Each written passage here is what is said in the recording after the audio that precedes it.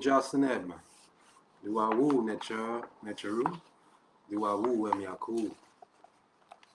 Give praises and give praises unto our ancestors who set the path before us. We give thanks for the Almighty within and without. Nebecher. Amen Rapata. Greetings once again. We shall continue our reading on our dissertation on reinterpreting or authenticating Rastafari thought using indigenous, pristine African philosophy. We stopped at this here, the unseen realm, that which Osiris signifies in the material realm is at essence varying levels of consciousness. This is where we stopped. Okay, let's go. Introduction to the Duat. Thus far we have outlined Osiris' experiences in the material realm according to the cycle of Ra-Atum. For those just joining, the cycle of Ra-Atum is Keper, Ra, and then you have Atum, and then you have Nu. Keper is the same as Kala, which is sunrise or birth. Then you have Ra, which is also Tukala. That's from the Congo cosmology. And that means maturity. And then we go to Luvemba or Atum, which is death. And then we go to our rebirth, which is Nu, or we call it in the Congo Musoni. So this is the cycle that everything takes in this dimension: birth, maturity, death, and rebirth. All this is a cycle of life. Let's continue. Introduction to the Duat. Thus far we have outlined Osiris' experiences in the material realm according to the cycle of Ra-Atum. As the objective of this chapter is to outline the process of remembering Osiris, tracing Osiris' experiences is most definitely in order, and therefore brings us to the events in which we can consider remembering Osiris. Remembering Osiris, as we shall discuss below, occurs in what the Anu refer to as the Duat, the stage of Ra-Atum, where that which experiences existence in or as the material realm returns to a state of stasis from which it emerges. Egyptologists also term the Duat as the netherworld. It is nonetheless the stage of the Ra-Atum where all that experiences the Duat return to the unseen realm, and then either remain in Nu, the depths of the Duat, or reconfigure to experience Kepera again. Sorry for there's a lot of spelling errors in here. I'm trying to correct it as I go along. Explaining the Duat in this way suggests that not only is the Duat the stage where that which exists in the material realm returns to the source from which it emerges, but also the reconfigurative and transformative space in the cyclical path of Ra-Atum on its way to Kepera, or birth. The Duat is a stage of transition in another important way. We have already made clear that that which is in the material realm is nothing more than the unseen realm manifesting in a lower vibratory state. The cosmology expresses that the universe is interrelated and interdependent, and what occurs in the unseen realm occurs in the material realm as well. We shall argue then that remembering Osiris exists, according to the cosmology, within both the material and unseen realm at a pivotal moment of transition.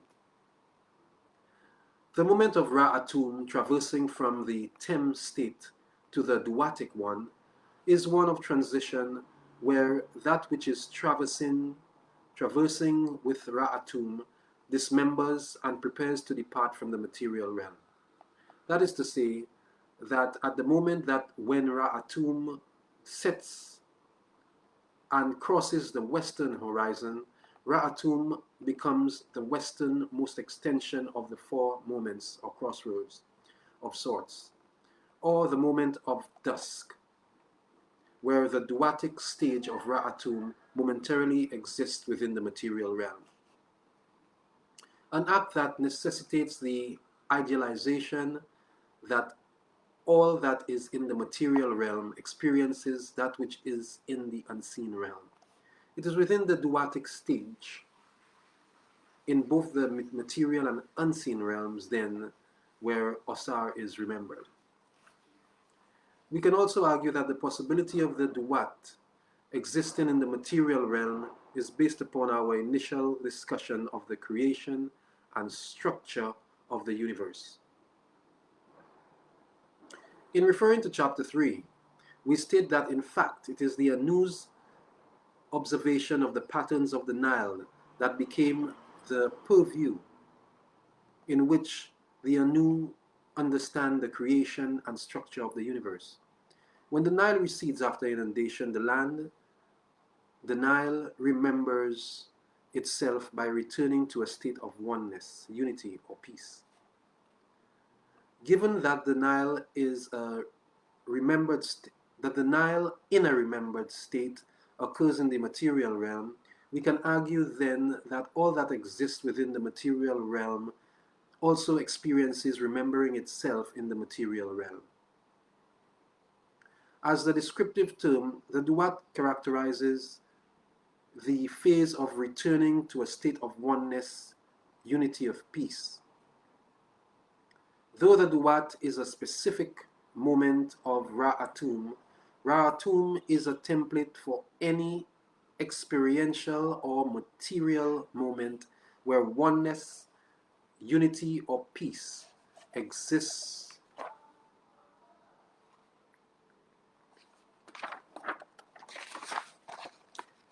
as the cosmology dictates in chapter 3. Again, it is the moment of the Nile that not only indicates for the Anu the specific possibility of the source from which the universe emerges, but the possibility of achieving rememberment or reunification in the material realm. Returning to the universe then, we shall argue that like the function of the Nile, there are two experiences in the narrative indicating remembering Osar in the material realm, or in other words, where Osar returns to a state of oneness and unity.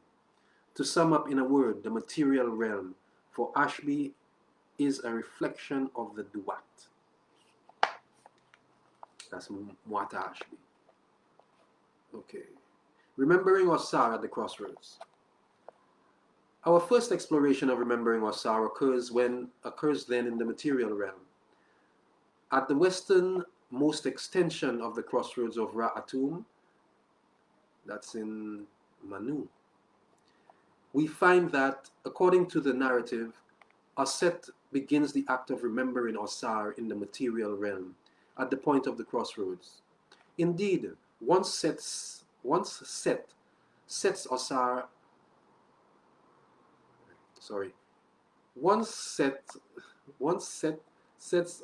a sail on the Nile, the transition from the Tem to the Duat begins. It is Aset who retrieves Osar from Syria after Set sets Osar a sail on the Nile. To clarify the significance of Aset is in remembering Osar, we turn to a hymn of Aset written around 2400 to 1400 before the Common Era. It reads, O benevolent Aset, who protected her brother Osar, who searched for him without wearying, who traversed the land in the morning and never rested until she had found him. She who afforded him shadow with her wings and gave him air with her feathers, who rejoiced and carried her brother home. What we can infer here is that The first act of remembering Osar occurs through Oset's desire to reunite with Osar's ket, or body. It is only Oset, the quality or force of nurturing and cultivating, that initiates this remembering. This is not to suggest that Oset's qualities are feminine in the Western sense. Osar embodies nurturing and cultivating qualities as well in his working with cultivation and nurturing Ma'at within Kemet and the places in which he traverses. Representing that which the West refers to as gendered feminine and biologically female and symbolically feminine, Oset is only the representation of the opposition of Osar in the material realm. If Osar's essence is the non-gendered qualities of Nu, in the most terse ket, or body, a manifestation within the material realm, then Oset is non-gendered in a less dense ket, one that, in this case, symbolizes a suppler form through which to retrieve Osar who transitions into the unseen realm. Oset is necessarily a suppler ket, or a suppler body. Oset symbolizes qualities of cultivation and nurturing, or in this case, Oset signals remembering, the process through which to retrieve that which departs from the material and only exists in the unseen dimension. As the unseen realm, again, vibrates at a higher frequency than the material realm, Oset, as seemingly gendered, feminine, and biologically female, is the expression of a less dense energy in ket form that signifies what in fact undergirds the extreme of the material realm, Osar. We can suggest then that our first act of remembering Osar is in fact the act of attempting to negotiate the extreme forms of the material reality, Osar, for more subtle material manifestation, Oset, when Oset retrieves Osar. Oset's cultivating and nurturing qualities take on further importance within this act of remembering Osar. It seems that one of the most important reciprocal acts of Set's dismembering Osar is for Oset to retrieve Osar from Syria and resuscitate Osar in both matter and spirit. An excerpt from the Anunian theology reads, Oset took Osar's ket and went to the papyrus swamps where she lay over Osar's dead body and conceived a son, Heru, through the spirit of Osar and with the assistance of Jehuti and Amun. Through Oset's actions, she therefore gives birth to the Ba Heru, the reincarnation of the Ba of Osar, the embodiment of the desire to remember Osar. It is Heru who will challenge Set in the material realm in reciprocal ma'atic way. Remembering Osar in this way, bringing forth and cultivating the Necheru in the material realm to challenge Set, occurs through the Oset's qualities. A hymn to Oset does not mention the role of Tehuti and Amun in bringing forth of Heru, though our rendering from the Anunian theology text does include the role of Tehuti and Amun. We shall therefore consider both Necheru important for our consideration of remembering Osar. Such is the case because upon reviewing the function of Jehuti, we find that Jehuti, as either a baboon or an ibis bird, signifies wisdom through articulation in the former, and wisdom through concentration about the order of the universe in the latter. For the Anu, it is the baboon's hearkening call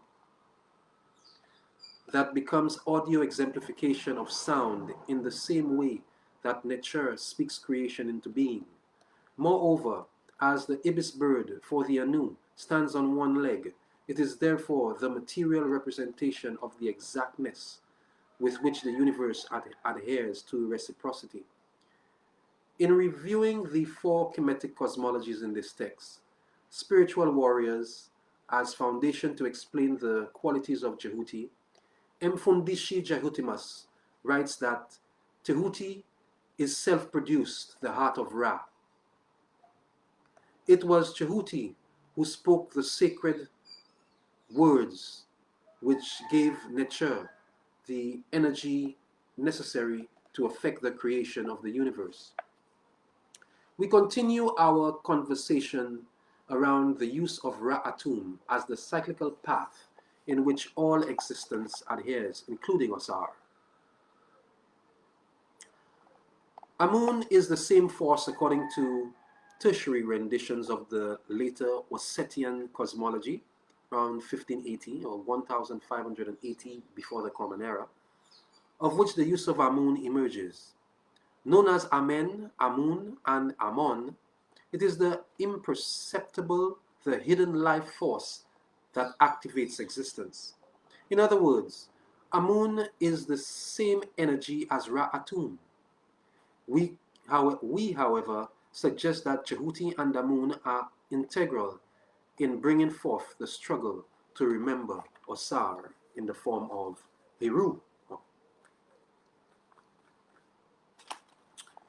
Oset's ability to resuscitate Osar and bring forth Heru as the struggle to remember Osar most definitely occurs because of the divine wisdom and the life force of existence. According to the narrative, Oset then, on the one hand, relies on Jehuti, the power of articulation, the power to activate Amun, the hidden life force, into that which is the Ba of Heru in the material form, the reincarnated Ba of Asar. On the other hand, Jehuti and Amun are important in the remembering process because it is Heru who has knowledge of the wisdom of the order of the universe and is the energy necessary or life force to overcome the dismembering effects of Set within the Ra-Tem moment. Therefore, the inclusion of Jehuti and Amun are of utmost symbolic importance. For Oset's ability to bring forth Heru and the function of Heru is only possible through these Necharu.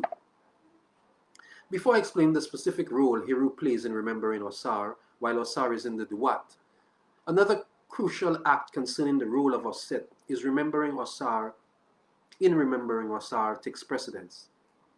In the section concerning the dismemberment of Osar, we explore that after Set found Osar and Oset in the papyrus swamp, Set immediately dismembers Osar's body into 14 parts and scatters the pieces throughout existence. While this act occurs in the Tem stage that is November, the Tem stage, Oset at the crossroads again initiates Osar's rememberment through Anpu, the offspring of Osar and Nephet. We read that the great mother Oset once again set out to search, now for the pieces of Osar, with the help of Anpu and Nephet. After searching all over the swamp, they found all of the pieces of Osar's body, except for his phallus, which was eaten by a fish, they say a catfish. Osar's Ket, that is his collective body, is remembered. This act of remembering Osar is possibly the crux of our point about the significance of remembering Osar. We have already discussed that Set's desire to dismember Osar into the 14 pieces is Set's attempt to sever the tenacity of Osar's non-gendered qualities, the qualities of Nu. But as we have discussed, Set mistakenly prioritizes the material Ket as the gateway to severing the non-gendered qualities. As Maat is reciprocal responses to the dismemberment of the Ket, in accordance with Ra-Atum in the Tem and Duatic transitionary moment, Osar's remembering of his Ket signals the possibility of the tenacity of Oset. Along with Nebhet and Anpu, Oset cultivates and nurtures these non-gendered qualities in the material realm. What is important in this stage of remembering Osar is that remembering or piecing Osar's Ket or body together hints towards the possibility of again functioning in the material realm in accordance with the unseen realm, the qualities of Nu. Oset, Nebhet, and Anpu's inability to locate the phallus is therefore ma'at and necessary, and speaks to the significance of the unseen realm in remembering Osar. If we recall, Osar's interfacing, that is, his sexual relations with Nebhet, once he is intoxicated, in fact, begins Osar's movement towards his Tem experience, as Ma'at dictates.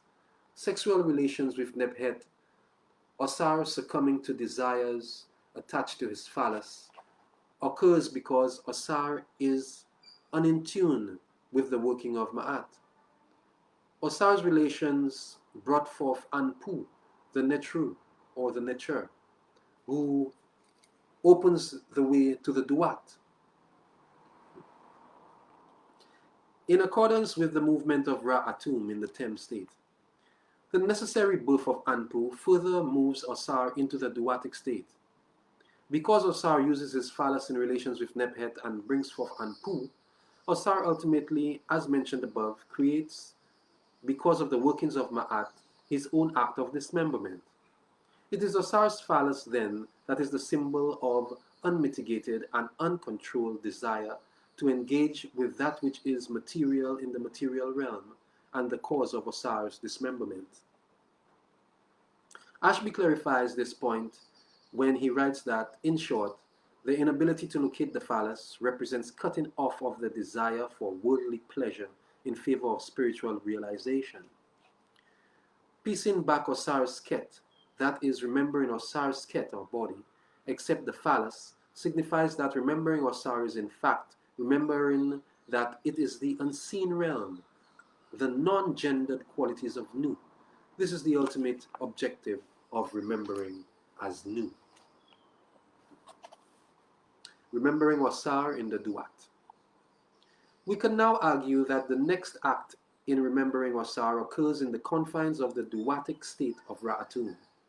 We have already explored that upon close examination of each moment of Ra-Atum, we can gauge continuous cycles of Ra-Atum in each moment. That is, Ra-Atum is the cyclical path of every phenomenon in the material and the unseen realm. We can therefore argue that remembering Osar in the Duatic moment of Ra-Atum is in fact Osar cycling through the process of Kepra, Ra, and Tem upon Osar entering into the Duat.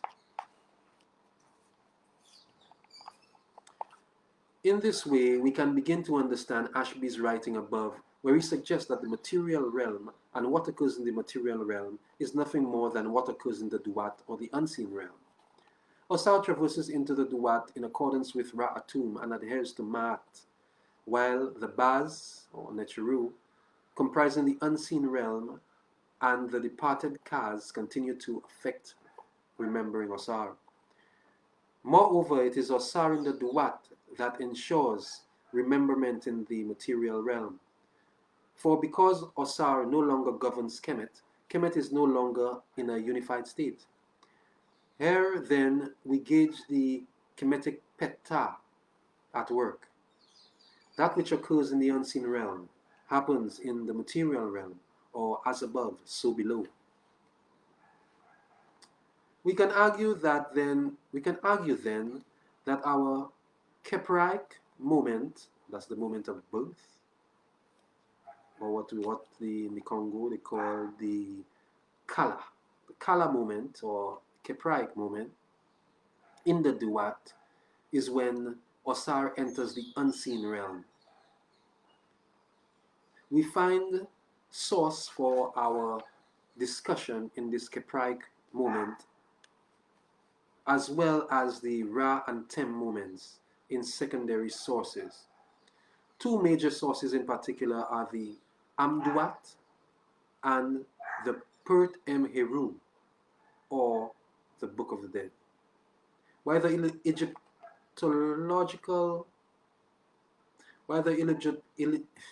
while the Egyptological rendering in these sources do not use our language or perspective in the least, we find that reading these texts against the backdrop of our explication of the cosmology demonstrates the extent to which the Kemet describe that what occurs in the material realm also occurs in the Duat. The interactions that assist Osar's remembering occurs as mentioned according to what Egyptologists refer to as hours. Hours. Hours.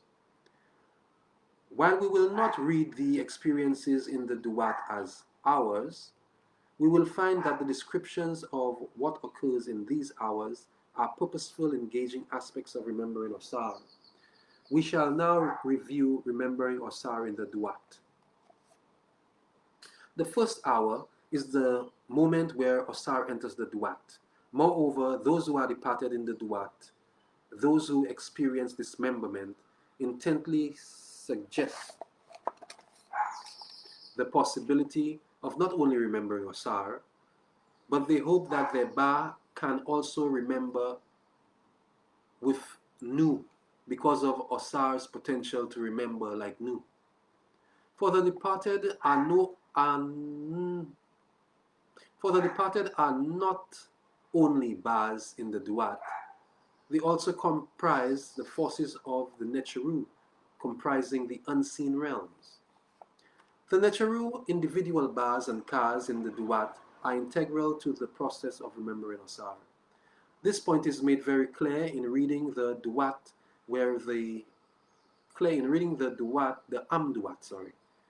This point is made very clear in reading the Amduat, where the moment of Ra into the Duatic stage of existence, signaling the entrance of Osar into the remembering process in the Duat, is only possible through the Necheru and the Bas of the departed's engagement with the nature process of bringing about creation. In the same way that nature brings forth creation while standing on ma'at, or reciprocity in accordance with the cycles or say rhythms of Ra'atum, the Kas of the departed are dismembered in the Duat and bring forth, in a sense, the initial potential in the Duat for Osar to be remembered as Nu. In other words, it is the Necheru, again, in this sense, and the departed or dismembered Kas functioning in a state of reciprocal affective motion with Ra in the Duat, which ushers in the Duatic remembering of Osar. Ma'atic, reciprocal exchange between the Necheru and Ra, like the onset of creation, or Kepra, indicates the possibility of remembering returning to Nu. We can explain this potential through a brief examination of the symbolism of the baboon, music and dance in response to Ra in the Duat. The Amduat reads that wherever the sun appears, the solar baboons rejoice, accompanying him with music and dance. Thus, the other group of baboons, starting the lower register, is called gods, who make music for Re when he enters the netherworld. As we have discussed above, for the Anu, the baboon, with its hearkening call, exemplifies the force of the Necheru or Necher Jehuti in its articulative process.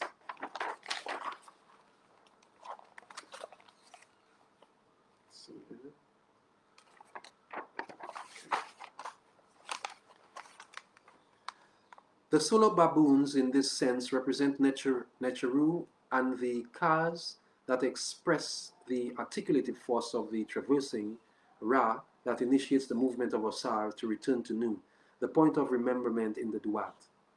The Neteru hearkening call, as writers indicate in the Amduat, is the music and dance through which action, creation, movement, in this case Osar's rememberment, can occur. Song and dance are central to human capacity to communicate with the Ka, Neteru or forces comprising existence. In the Kemetic ritual space, including funerary rituals, song and dances, are effective responses that serve as a bridge from one stage of existence to another. According to Lise Maniche in Music and Musicians in Ancient Egypt, ancient Kemetiu use rhythmic articulations, chants, prayers, or hekau for addressing the deity or nature, describing the force and giving the force attributes which enables them to explain and organize the world around them. Maniche continues, these ideas were delivered to the god in recitation, the attributes and qualities being given life through the spoken word. Likewise, dance that accompanies the spoken rhythmic word, writes Ajayi, serves to call the presence of God into their midst and get the devotees in the appropriate worshipful mood, divest their secular aspect, and get them ready to enter communion with God or with nature. In the funerary sense, participants in funeral rituals rely on verbal articulations and the accompanying bodily movement as the force or power to bring about a positive experience in the duat for the departed. The departed, however, as we discussed below, communicate to the Neteru through scripting verbal and rhythmic Medu Necha messages expressing the departed's positive transition into the unseen realm. In these ways, songs and dance are experiential mechanisms that facilitate participants' reconnection to the Neteru, or to nature, bringing about oneness between the self or Ka and one's higher self, Ba or nature. Human capability to sing and dance and bring about a reconnection to the unseen in Ma'at, or reciprocity at work. If we accept Kemetic writings detailing funerary rituals, song and dance, we have insight into the symbolic relationship between solar baboons and nature, Ba and Ka and song, music and dance in the duat. On the other hand, when Ra enters the duat, the Neteru, the solar baboons, announce and receive Ra and therefore Asar through song, music and dance. Combining song, music and dance, the solar baboons signal the arrival of Ra and Osar into the duat, while simultaneously bridging a perceived gap between Osar, Nu, and the departed souls. Music and dance are the mechanisms necessary to enliven Osar entering the duat to return to Nu.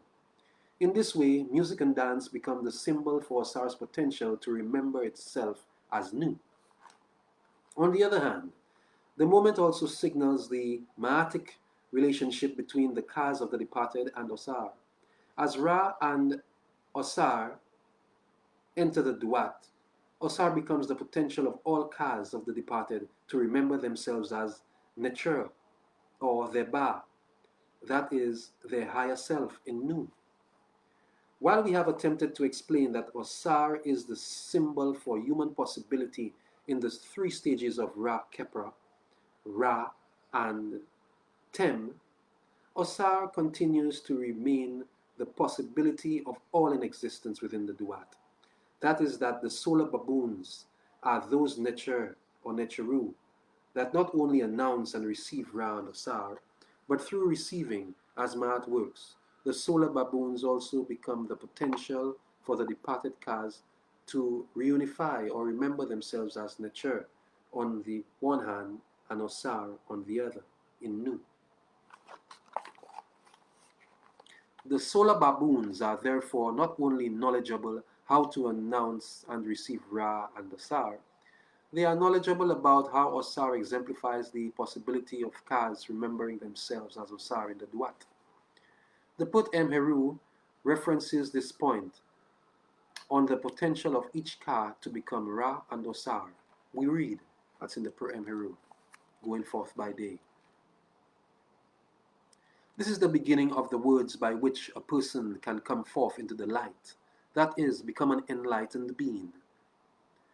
They are praises, glorifications, and wisdom teachings for going into the netherworld, that beautiful land, Amentet. These words are to be said on the day of burial of the body, and its cocooning, and the going forth of the soul out into the light, but are also to be known even when one is still alive. In my name of Osar, Ani, I say. In my name of Osar Ani, I say, homage to you, O Osar, Divine One. Behold, Jehuti, Jehuti, you great divinity of reason. The wise king of eternity is within me, and I am that God, the great one in this boat. Ra, I am. I am one of those burgeoning gods and goddesses who are the magistrates whose decree makes Osar to be victorious in respect to his enemies on the day when the words are weighed. Hear this, O Divine One, I fought for you. The rendering above is symbolic of what occurs in the Duat. According to Kemetic literature, it is the Seba, or the Sesh, and Nesut who dedicate their lives to thinking and behaving as the most optimal potentiality of Osar. This potentiality, however, is that which the initiate or Nesut judges herself against when entering the Duat. With the hopes of the Ka thinking and behaving as Osar, moreover, the writing signals that Osar's process of remembering is the purpose and objective of the Duat. That is, the Ka of the departed, initiate and Nasut, has the potential to remember itself as its Ba. Necheru, then Osar, enters the Duat if the Ka of the departed functions optimally as Osar in the material realm. Solar baboons as Ani are analogous. While the Amduat references solar baboons, the Put Heru references the term Ani as the experiential Kaz hoping to become Osar in the Duat. Though solar baboons meet Ra and Osar with music and dance, it is Ani still relying on articulated vibrations of Hekau who speaks about the potential of connecting with Osar. Through the poem Heru, though the poem Heru suggests that this Hekau is for the departed Kaz entering the Duat upon departing from the material realm, we can glean that the relationship between solar baboons and Ani. For it is both Ani and the baboons who seek to come forth into the light of Ra and Asar. Coming forth into the light means for one to reunite with the knowledge of Ra and Osar while in the Duat.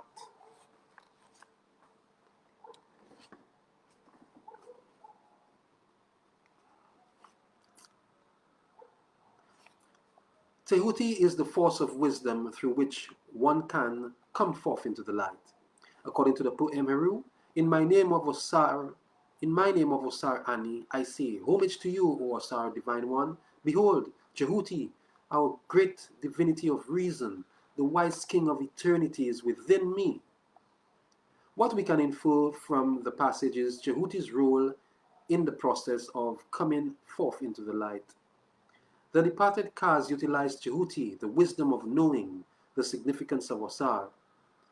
Moreover, each departed Ka knows that he or she is not only Osar and Ra, but potential for his or her Ka to reunite with his or her Ba, the nature comprising existence.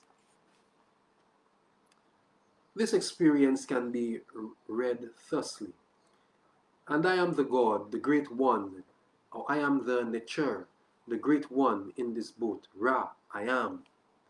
I am one of those burgeoning gods and goddesses who are the magistrate, whose decree makes Osar to be victorious in respect to his enemies on the day when the words are weighed.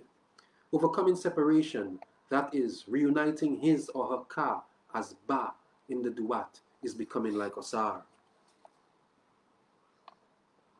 In the fourth and fifth hours, the potentiality of Osar's rememberment is in relationship to those in the unseen realm.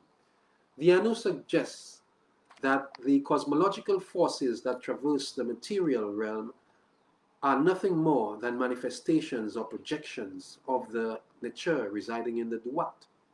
Therefore, Ma'at mediates Osar's experiences in the Duat.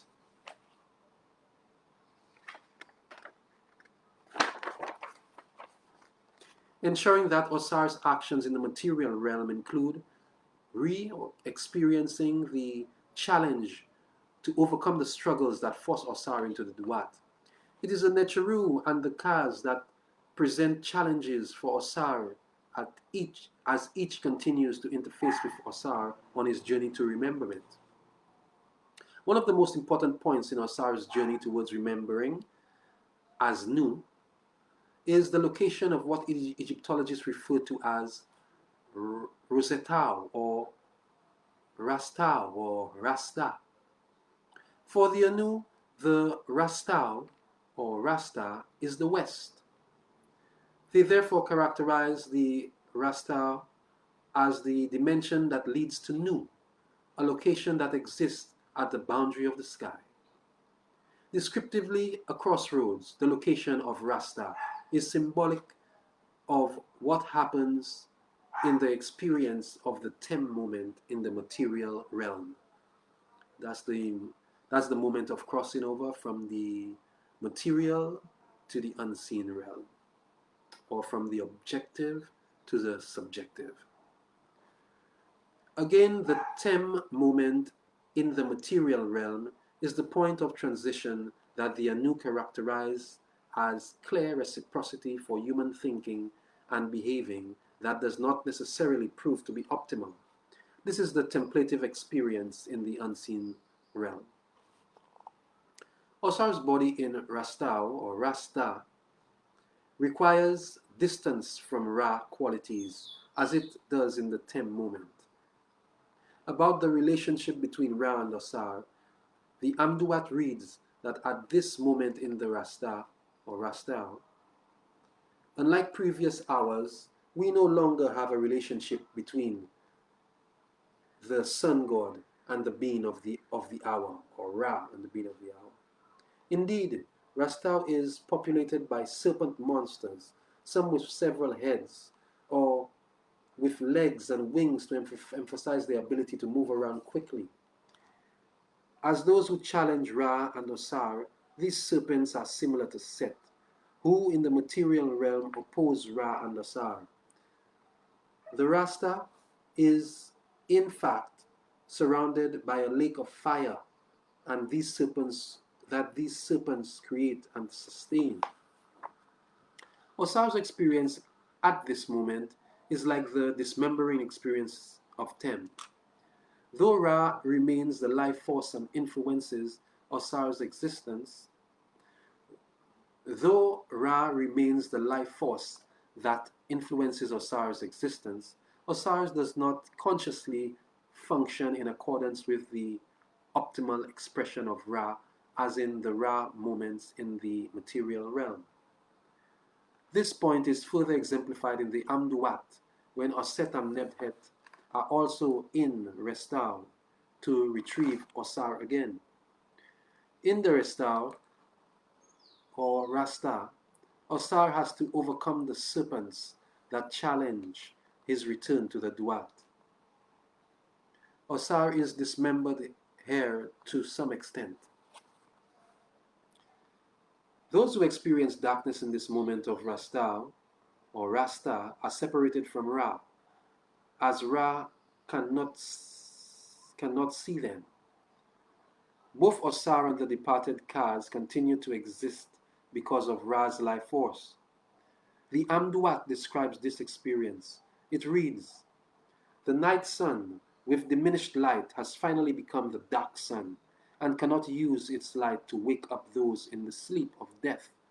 Ra takes care of those who are in this hour with his voice without him seeing them. They are jubilant when the sun god arrives and lament when he passes into the next hour. Ra cannot see because of the suboptimal threatening ways of the serpents in the same way Osar is unable to see after interfacing with Nebhet. It is indeed the darkness that is metaphor for death, or thinking and behaving in discord with the Ra moment. Though this moment exists, there is a direct relationship between Ra and the departed Kaz, or the departed spirits. Ra continues to issue his orders to those of the underworld.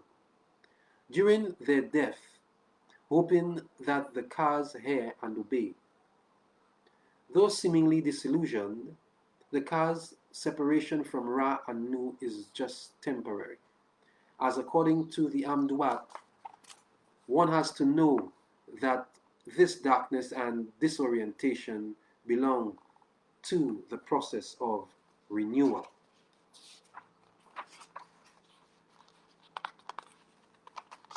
Let's see here. Let's stop in a bit.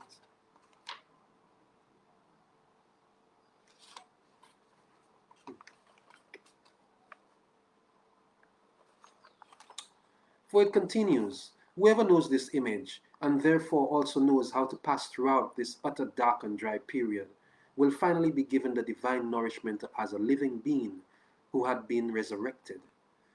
The Restau, therefore, is the location where simultaneous connection and separation exists. Our next moment in Osar's journey of remembering occurs at the deepest level of Duat or Amentet. Given Osar's journey in Restau or Rasta and Osar's seeming separation from Ra, it is this next moment where Osar and Ra unite at the deepest point in the nocturnal journey. This point is the moment when both Ra, as a form of Amen, the hidden life force, and Osar enter the experience of Nu, undifferentiated existence. Osar is remembered here. For here lies the corpse of the sun, as Abba, the god Osar, will unite with it. As all existence emerges out of Nu, it is here then where the source of Ra's life force is the templative nature.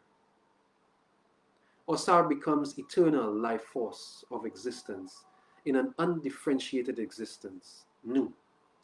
The Amduat explains this point where it reads that the corpse of Ra, as Ba, is also the image of Osar. In this way, Osar and Ra are remembered in Nu, a direct projection of the Ra moment in the material realm.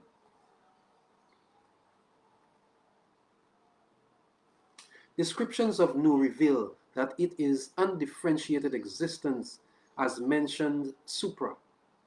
It is also the never-ending source from which existence emerges, which is dark and black. Descriptively, Nu, the deepest level of Amentet, therefore, is the deepest and darkest level of existence. Descriptive blackness of Amentet signifies that existence emerges out of blackness. and which exists prior to Ra as life force emitting its light to activate existence. This again is an undifferentiated state of existence and therefore is remembering. We can theorize then that remembering Osar in the Amentet occurs ma'atically. On the one side of Ma'at, remembering Osar occurs as Osar reunites with Ra'atun, the life force of existence in the Amentet. On the other side, remembering Osar occurs by reigning in the Amentet for eternity as the Lord of the perfect black. We shall discuss them both below. Osar is remembered as the ruling Nesut in the Duat alongside the life force of Ra. Ra can now see the Ket of Osar, or body of Osar, and Osar therefore embodies the symbol of leadership. This is the moment that signifies a renewed union of Ra with his eyes, which are shown upper register above the lion, who stands for Osiris. The lion called Bull with the roaring voice is an aspect of Osiris, or Osar, who is often called Bull of the Neverworld. In ancient Egypt, bull and lion are seen as ruling animals. Above the lion, we see a pair of eyes that is named the divine eyes of Ra. Okay, I shall stop here. Not much to go again. I'm actually on page 118. Okay. So we shall continue this dissertation from page 118. Going into Restau and the characters of Osar as Lord of the Perfect Black in Ostar, and going on to being reborn in the Kepler stage. So we'll continue this next time. Thanks for joining me today. Anku Jaseneb, Duawu Necheru. It's been a pleasure. I hope you enjoyed it.